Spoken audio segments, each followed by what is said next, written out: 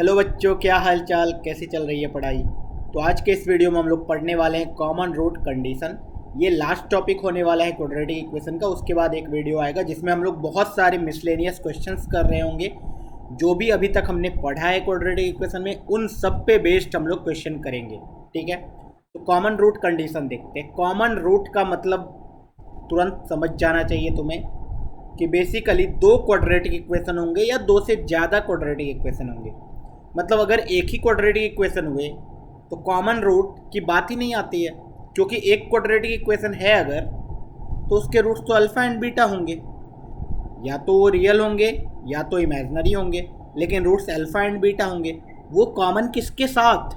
किसी के साथ तो कॉमन होना चाहिए रूट। दिस मीन्स जब भी कॉमन रूट की बात होगी at least to quadratic equation given होंगे हमारे पास। तो देखो, बहुत प्यारा सा कॉन्सेप्ट है। हम लोग दो क्वाड्रेटिक इक्वेशन लेके चलते हैं। सपोज हमारे पास दो क्वाड्रेटिक इक्वेशन है। एक है a1 x square plus b1 x plus c1 is equal to 0। ठीक है, मैंने एक और क्वाड्रेटिक इक्वेशन लिया which is a2 x square plus b2 x plus c2 is equal to 0।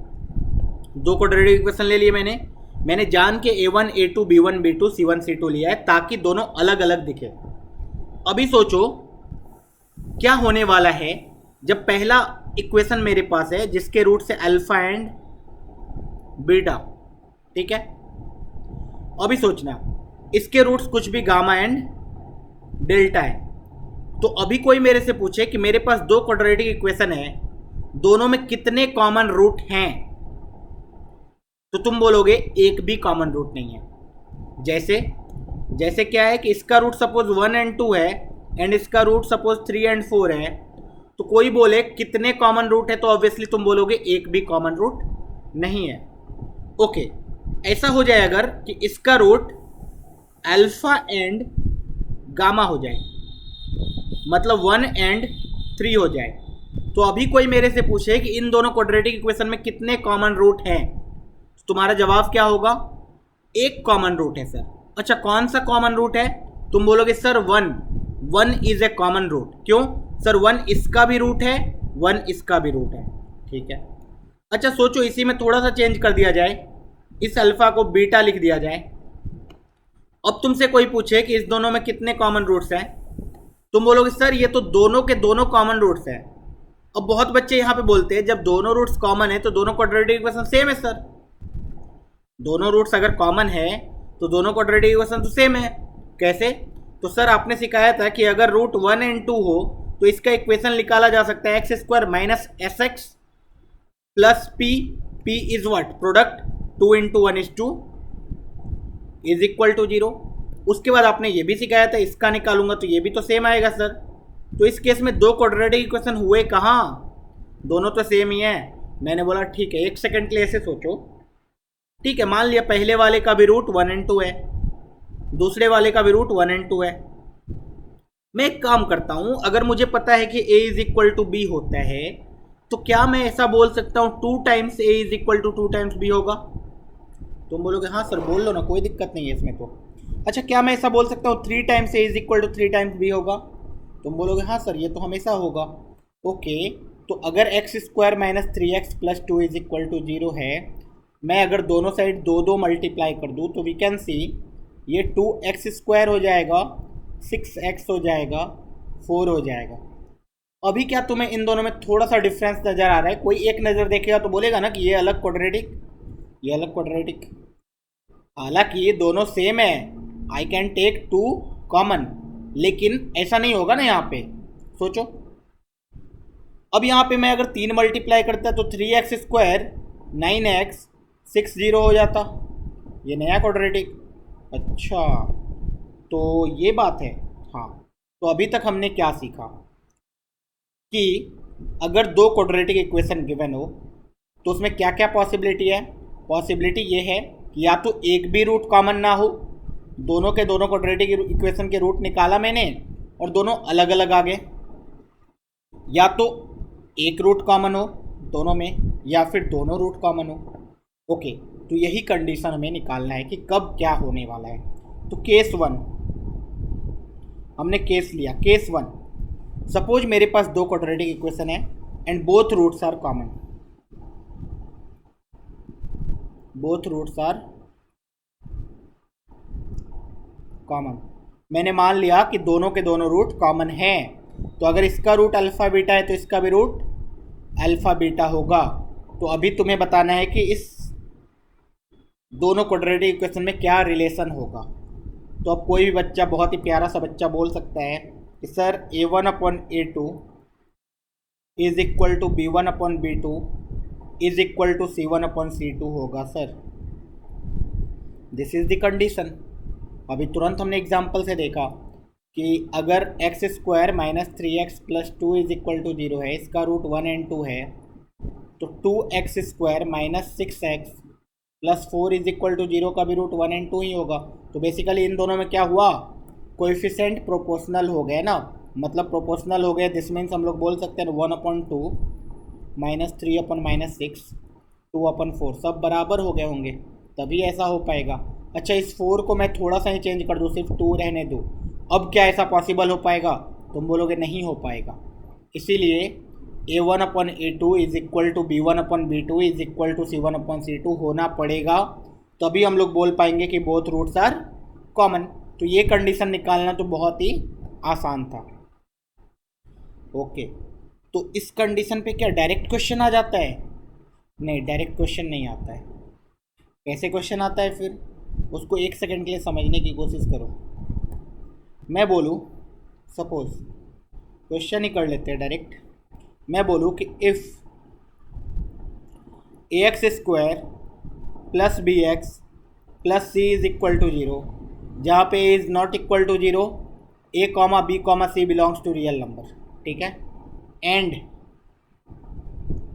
x² plus 2x plus 3 is equal to 0 have common root, then a is to b is to c is equal to what? Simple सा question है। देखो इन्होंने क्या directly बोला दोनों root common है। तुम बोलोगे नहीं सर, अभी तक तो हमें क्या अलग अलग कंडीशंस निकालने होंगे कि एक ही रूट कॉमन है, 2 रूट कॉमन है, 3 रूट कॉमन है। तुम बोलोगे नहीं, बहुत ही आसान है, देखना कैसे। तो तुमने बोला कि सर एक इक्वेशन तो मुझे डायरेक्टली पता है, इस इक्वेशन को मैं देखूँ x² plus 2x plus 3 is equal to 0 को, तो इसका जब d निकालूंगा तो वो आएगा b² 4 minus 4ac 12 which is minus 8। ये तो नेगेटिव आ गया सर। अच्छा, d नेगेटिव आता है तो क्या होता है? तुम बोलोगे सर d नेगेटिव आता है तो रूट्स इमेजनरी होते हैं, मतलब एक रूट्स अगर अल्फ़ा प्लस आयोटा बीटा रहा तो दूसरा रूट अपने आप क्या हो जाएगा, alpha minus iota beta conjugate हो जाएगा ना, ये फिक्स होता है। अगर मतलब एक क्वाड्रेटिक इक्वेशन है जिसके रियल कोएफिशिएंट हैं एंड d लेस देन 0 है, तो उनके रूट्स इमेजनरी तो होंगे, लेकिन उस इमेजनरी में एक और ख़ास बात होता है कि दोनों के दोनों रूट्स कॉन्जुगेट पेयर भी होते हैं। मतलब एक रूट अगर alpha plus iota beta type है तो दूसरा root alpha minus iota beta type होगा ही। एक रूट अगर 2 प्लस 3 आयोटा है तो दूसरा रूट अपने आप 2 माइनस 3 आयोटा हो जाएगा। तुम निकालो ना निकालो, वो बोले ना बोले, वो होगा ही, हमेशा होगा। क्या? हमेशा होगा। ओके ठीक है, मान लिया। मतलब इसके 2 रूट्स होंगे, एक रूट ये एक रूट ये, कुछ तो होगा। तो इससे फ़ायदा क्या हुआ? इससे फ़ायदा हुआ अगर मैं बोलूँ एक भी रूट कॉमन नहीं है तो क्वेश्चन ही वैलिड नहीं रहेगा, क्योंकि क्वेश्चन में क्या बोला है उन्होंने, रूट्स तो कॉमन हैं। अच्छा, दिस मीन्स या तो 2 ही कंडीशन आता है, या तो एक ही रूट कॉमन होंगे या तो दोनों के दोनों रूट कॉमन होंगे। अच्छा, दोनों के दोनों रूट कॉमन होंगे या एक ही रूट कॉमन होंगे, उसके लिए मैं सोचता हूँ। मान लिया एक ही रूट कॉमन है, मान लिया एक ही रूट कॉमन है, इसका मतलब क्या है कि इसका जो रूट आएगा वो इन दोनों में से कोई एक रूट आएगा। तो सपोज मान लेते हैं पहला वाला कॉमन रूट है, मान लेते हैं this is the common root, नीचे वाला रूट कॉमन नहीं है। अब बेचारा ऊपर वाले इक्वेशन के बारे में सोचो, ax² plus bx plus c is equal to 0 के बारे में। तुम बोलोगे उसके एक रूट क्या है, अल्फा प्लस आयोटा बीटा। अब कोई ये बोल दे कि एक क्वाड्रेटिक है जिसका एक root alpha plus iota beta है, तो भाई तुम नींद में सोते जागते उठते बैठते कभी भी बता सकते हो दूसरा रूट क्या होगा, अल्फा माइनस आयोटा बीटा। अच्छा, तो इसका दूसरा रूट अपने आप अल्फा माइनस आयोटा बीटा हो जाएगा। हाँ, अच्छा, अब क्या दिख रहा है तुम्हें? मुझे सर दिख रहा है कि इसके जो दो रूट है सेम दो रूट इसके भी हैं। ओके देन इसका मतलब ऑटोमेटिकली क्या हो गया, this two equations have both the roots common. This two equations have both the root common. अच्छा, दोनों के दोनों रूट कॉमन होते हैं तो क्या होते हैं, कोएफिशिएंट प्रोपोर्शनल होते हैं। a/1 is equal to b/2 is equal to c/3 होगा। देयरफॉर a:2 b:2 c कितना हो जाएगा, 1:2:3। सिंपल क्वेश्चन, ये जेईई मेन में आया हुआ था, बताओ। जिसको थोड़ा सा फंडा पता था वो कर लेता। तो टू रूट कॉमन वाला कंडीशन तो बहुत ही आसान होता है। अभी चलते हैं वन रूट कॉमन पे। Case number 2, one root common. अगर एक ही रूट कॉमन हो तो क्या होगा, ठीक है, एक ही रूट कॉमन है तो एक इक्वेशन है मेरे पास, a1x² b1x c1 is equal to 0, a2x² b2x c2 is equal to 0। इसका रूट अल्फा एंड बीटा, एक रूट कॉमन है तो कोई भी रूट कॉमन होगा, डजेंट मैटर। अल्फा ले लिया तो दूसरा रूट बीटा नहीं होगा, क्योंकि बीटा हो गया तो सेम कॉमन रूट हो जाएंगे, तो गामा ले लिया। अच्छा, तो इस केस में कैसे कंडीशन निकालोगे, तो मैं बोलूँगा ठीक है एक रूट कॉमन है ना, अभी मैं जो बोल रहा हूँ ना तुम्हें बार बार यही करना है। क्यों, कंडीशन याद नहीं करना है क्या? नहीं, क्योंकि जो कंडीशन निकलेगा वो बहुत ही डिफ़िकल्ट टाइप होगा, ठीक है, उसको याद करना इतना आसान नहीं है। ठीक है, बहुत लोग डिटर्मिनेंट बना के याद करवा देते हैं, मैं कभी रिकमेंड नहीं करता कि तुम्हें वो कंडीशन याद होनी चाहिए। क्यों? क्योंकि अगर इतना चीज़ याद करने लगोगे तो इतना ज़्यादा सिलेबस है, क्या क्या याद रखोगे, पागल हो जाओगे याद रख रख के। इससे अच्छा कॉन्सेप्ट पे ध्यान दो और समझो क्या चल रहा है। मैंने बोला कि एक ही रूट कॉमन है और मैंने ये भी बता दिया कौन सा रूट कॉमन है, अल्फा। अगर दोनों का रूट अल्फा है दिस मीन्स अल्फा पहले वाले इक्वेशन को भी सेटिस्फाई करेगा, दूसरे वाले इक्वेशन को भी सेटिस्फाई करेगा। ओके, सेटिस्फाई करेगा मतलब क्या होता है, मतलब ये होता है कि अल्फ़ा को मैं अगर पहले वाले इक्वेशन में डाल दूँ तो वो सेटिस्फाई करेगा उसको। a1 alpha square b1 alpha c1 0 होगा, एंड अगर अल्फ़ा सेकेंड वाले का भी रूट है तो उसको भी सेटिस्फाई करेगा वो। a2 alpha square b2 alpha c2 is equal to 0। ये तो होगा ही, ब्रह्मा का लकीर है, ये होगा। ओके, देन हो गया ना क्या, I can find out alpha. कैसे सर, देखो ना, अल्फ़ा स्क्वायर को कुछ देर के लिए एक नया वेरिएबल मानो, अल्फ़ा को एक नया वेरिएबल मानो। मतलब कुछ देर के लिए सोचो, अल्फ़ा स्क्वायर सपोज कुछ y था एंड अल्फ़ा सपोज z था, तो वी कैन सी ना कि ये equation a1y plus b1z plus c1 is equal to 0 है, a2y plus b2z plus c2 is equal to 0 है। हाँ, तो ये तो दो इक्वेशंस, दो अननोन हो गए। हाँ, so we can find out alpha as, we can find out y as well as z। हाँ, अगर y एंड z आ गया तो we know the relation between y and z। क्या, वी नो कि y is equal to z का square. कैसे कैसे कैसे, क्योंकि y अल्फा स्क्वायर है, z अल्फा है, तो z का स्क्वायर भी अल्फा स्क्वायर होगा। तो जेड स्क्वायर वाई के बराबर होगा। हाँ अच्छा, तो ये लीनियर इक्वेशन की तरह सॉल्व कर देना है। हाँ अच्छा, लीनियर इक्वेशन सॉल्व करने के तो बहुत सारे तरीके होते थे। क्या क्या? क्रॉस मल्टीप्लिकेशन, हाँ, सब्स्टिट्यूशन, हाँ, एलिमिनेशन, हाँ। तो कौन सा अप्लाई करना है? तो देखो यार, कुछ फिक्स नहीं है कौन सा अप्लाई करना है, कुछ भी अप्लाई करोगे सेम कंडीशन आएगा। तुम्हें पता है कि लीनियर इक्वेशन हमने सॉल्व किया हुआ है ऑलरेडी, लीनियर इक्वेशन चैप्टर में। किसी मेथड से सॉल्व करो आंसर सेम आता है। अच्छा, तो जब तुम बहुत सारे बुक में देखोगे ना, वहाँ क्रॉस मल्टीप्लिकेशन बताया हुआ रहता है, ठीक है, क्रॉस मल्टीप्लिकेशन बताया हुआ रहता है। लेकिन तुम एलिमिनेशन भी यूज कर सकते हो, तुम कुछ भी यूज कर सकते हो, you are free to use anything.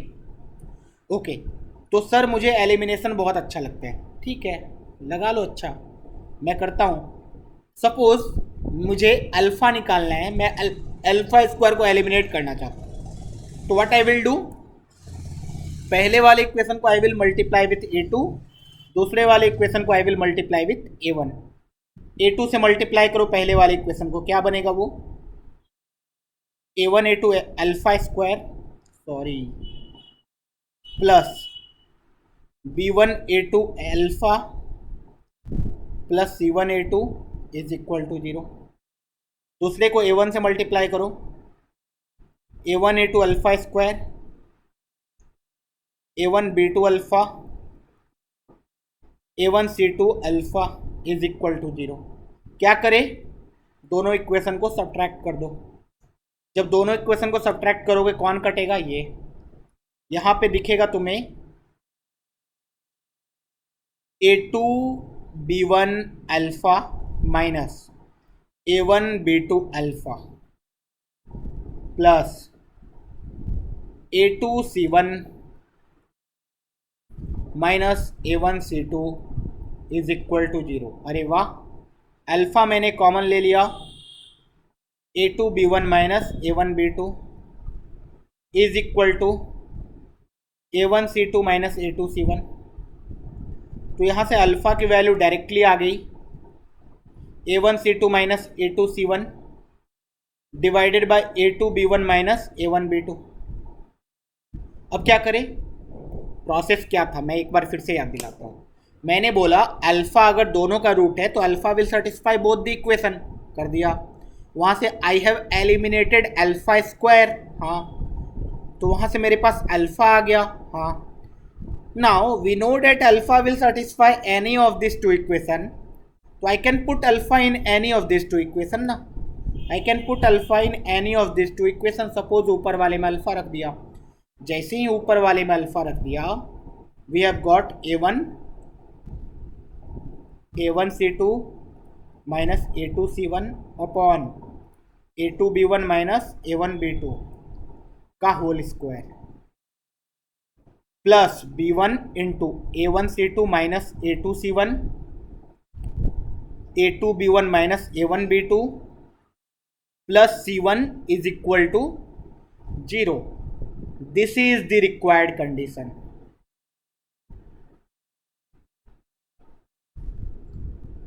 required condition for one root to be common। अगर एक रूट कॉमन होना है तो ये कंडीशन होगा। अभी बताओ, तुम इसको याद करना पसंद करोगे, तुम इसको याद करना पसंद करोगे? तुम बोलोगे नो सर, कौन याद करने जाए इतना बड़ा, है ना, इसलिए मैंने बोला था मेथड याद रखो, क्वेश्चन सॉल्व होगा। चलो क्वेश्चन सॉल्व करें क्या, करते हैं। सपोज एक क्वेश्चन ऑलरेडी हमने कॉमन रूट पे सॉल्व कर रहे हैं, ठीक है, कर लिया है। बोला गया if the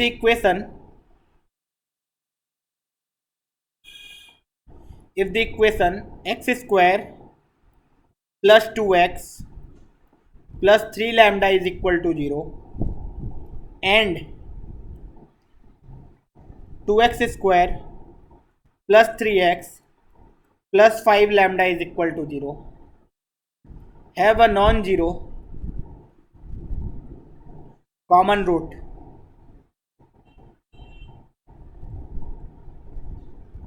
then lambda is equal to what, ठीक है भाई, सॉल्व कर लेंगे, सॉल्व कर लेंगे, कोई दिक्कत नहीं है, कोई दिक्कत नहीं है। क्या बोला है सुनते हैं, पहले समझते हैं। मेरे पास दो क्वाड्रेटिक इक्वेशन गिवन है, बोलेंगे हाँ। अच्छा, दो क्वाड्रेटिक इक्वेशन में एक कुछ उन्होंने डाल दिया है लैम्डा, ठीक है, उससे कोई फ़र्क नहीं पड़ता है, मुझे वही फाइंड आउट करना है। ओके, सो उन्होंने बोल दिया कि दो क्वाड्रेटिक इक्वेशन का एक नॉन जीरो कॉमन रूट है। उन्होंने पहले ही बता दिया एक ही रूट कॉमन है, वो भी नॉन जीरो। ओके, तो बताओ लैम्डा क्या होगा। दो मेथड है, क्या मेथड? एक मेथड तो ऊपर जो फॉर्मूला बताया था लगा लो भाई, जो फॉर्मूला बताया था लगा लो डायरेक्टली। तुम्हें A1 B1 C1 A2 B2 C2 सब पता है। You can put the value of A1 B1 C1 A2 B2 C2 here and you will get the required alpha, ठीक है। लेकिन मैं तो तेज हूँ पढ़ने में, क्यों? क्योंकि मैं नीरज सर से पढ़ता हूँ, ठीक है। तो मैं ऐसे नहीं करूँगा, मैं क्या करूँगा फिर? मैं तो भाई मेथड से करूँगा, मुझे कॉन्सेप्ट पता है। क्या बोला मैंने? मान लेते हैं अल्फ़ा दोनों का रूट है, अल्फ़ा एक नॉन जीरो रूट है एंड दोनों का रूट है। This means alpha will satisfy the first equation which is alpha square 2 alpha 3 lambda zero. Alpha दूसरे वाले का भी रूट है, तो 2 alpha square 3 alpha 5 lambda zero होगा। हाँ, अल्फ़ा स्क्वायर को क्यों ना एलिमिनेट कर दिया जाए, कैसे होगा? पहले वाले को 2 से मल्टीप्लाई करो, 2 से मल्टीप्लाई करोगे तो 2 alpha square, 2 alpha into 2 is 4 alpha, 3 alpha into 2 is 6 lambda zero. अब क्या करो, इन दोनों इक्वेशन को सब्ट्रैक्ट कर दो, 2 अल्फ़ा स्क्वायर कट जाएगा, 3 alpha minus 4 alpha is minus alpha, 5 lambda minus 6 lambda is minus lambda is equal to zero. अच्छा, यहाँ से अल्फ़ा की वैल्यू आ गई माइनस लैम्डा। अच्छा, अल्फ़ा की वैल्यू माइनस लैम्डा आ गई एंड वी नो कि अल्फ़ा कोई ना कोई एक इक्वेशन को सेटिस्फाई करेगा, कोई क्या, दोनों को।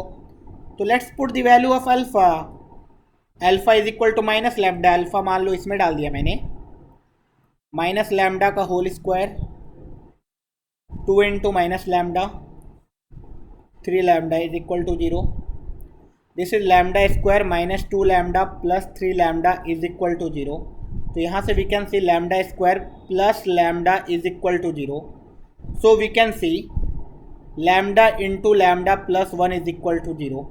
सो lambda is equal to zero और माइनस 1, ठीक है।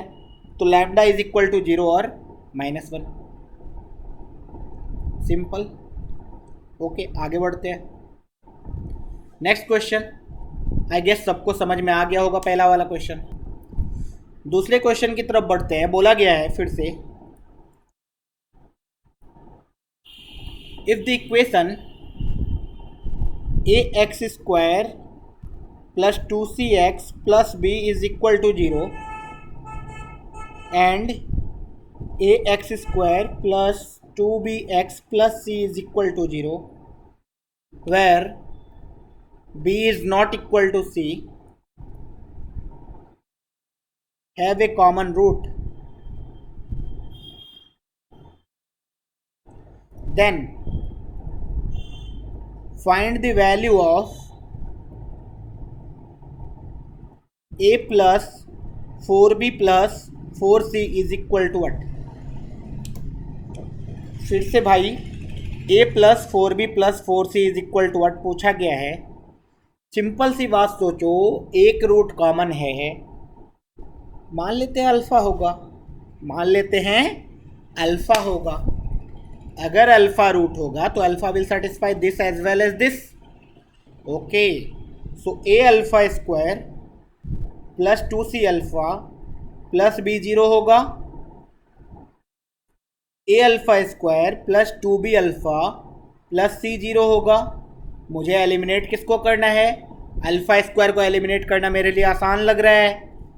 मुझे इक्वेशन को मल्टीप्लाई डिवाइड भी नहीं करना पड़ेगा, डायरेक्ट दोनों को सब्ट्रैक्ट कर दिया, ए अल्फ़ा स्क्वायर कटा 2c alpha minus 2b alpha, तो अल्फ़ा कॉमन तो 2c minus 2b plus b minus c is equal to zero, 2b common तो 2 alpha c minus b is equal to ये आएगा तो c माइनस b आएगा।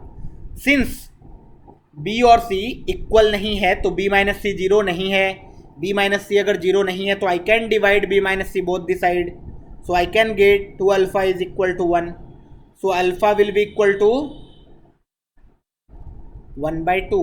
अच्छा, इसका मतलब 1/2 कॉमन रूट है दोनों का। Yes, you can put 1/2 in any of this two. डाल देते हैं पहले वाले में 1/2, जैसे ही इसमें डाला a इंटू 1/2 का whole square 1/4, 2c into 1/2 plus b0, a/4 plus c plus b0, 4 से मल्टीप्लाई करो, a plus 4c plus 4b is equal to 0। जो चाहिए था उसकी वैल्यू 0। कितना सिंपल होता है ना, कितना सिंपल होता है ना। हाँ, इसी तरीके से सिंपल सिंपल क्वेश्चन आते हैं। ठीक है, एक और क्वेश्चन करेंगे। क्वेश्चन है, बोला है if the equation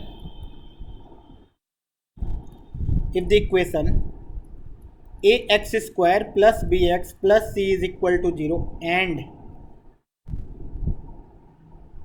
cx square plus bx plus a is equal to 0, ठीक है, have a negative common root,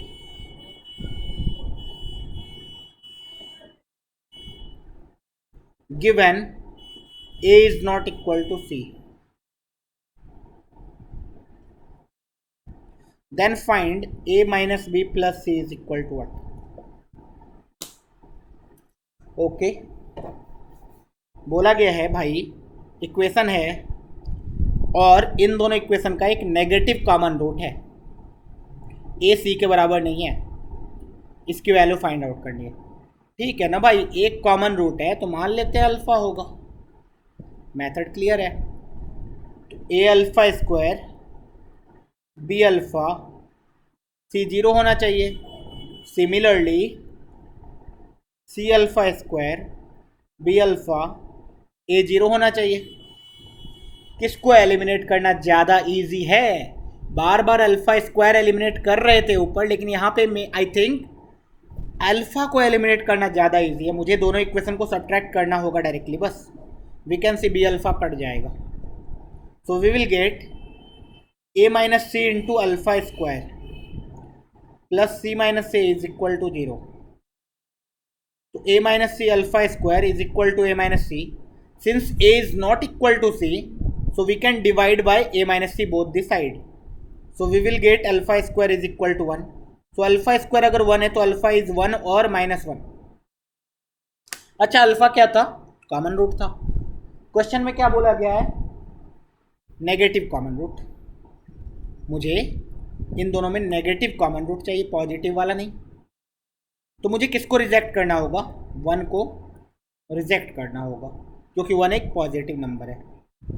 alpha कितना आ गया? -1। अगर उन्होंने ये नेगेटिव कॉमन रूट नहीं दिया होता तो क्या होता? तो हम अल्फ़ा इज इक्वल टू 1 भी ले सकते थे, अल्फ़ा इज इक्वल टू -1 भी ले सकते थे। ओके, तो अगर अल्फ़ा -1 है देन क्या? किसी एक इक्वेशन में डाल दो। चलो पहले वाले में ही डाल देते हैं। a इंटू -1 का whole square is 1, b into -1 is -b plus c। इसकी वैल्यू कितनी आ गई? 0। यही चाहिए था क्या? हाँ, यही चाहिए था। तो ये तो बहुत ही ईजी होता है। हाँ, तो क्या समझा आज हमने क्लास में? आज हमने ये समझा कोई भी दो इक्वेशन हो उसके कॉमन रूट बोला जाए। इवन क्यूबिक के साथ भी होगा ऐसा। जब हम लोग नेक्स्ट वीडियो में क्वेश्चन बहुत सारे सॉल्व करेंगे तो उसमें आई विल शो कि जेई में भी क्वेश्चंस आए हुए हैं कॉमन रूट पे और बहुत ही आसान होते हैं। ऐसे ही करेंगे जैसे किया अभी। ओके, तो कॉमन रूट में क्या करना है? या तो दो कॉमन रूट होगा तो उस समय कोएफिशिएंट प्रोपोर्शनल होगा, या तो एक ही कॉमन रूट होगा, उस टाइम पे अल्फ़ा मान लेंगे कॉमन रूट, अल्फ़ा दोनों में सेटिस्फाई कर देंगे, उसके बाद सॉल्व कर देंगे, अल्फ़ा निकाल लेंगे, अल्फ़ा निकाल के किसी एक इक्वेशन में बैक सब्स्टिट्यूट कर देंगे, अपने आप जो भी कंडीशन चाहिए था वो आ जाएगा। ओके, ये तो बहुत ही आसान था। हाँ, बहुत ही आसान था। तो यहाँ पे हमारा कॉन्सेप्ट वाला चीज़ खत्म होता है क्वाड्रेटिक में। एक बहुत ही बड़ा कॉन्सेप्ट है जो कि जेई में पढ़ना है हमें, that is called location of root. Location of roots.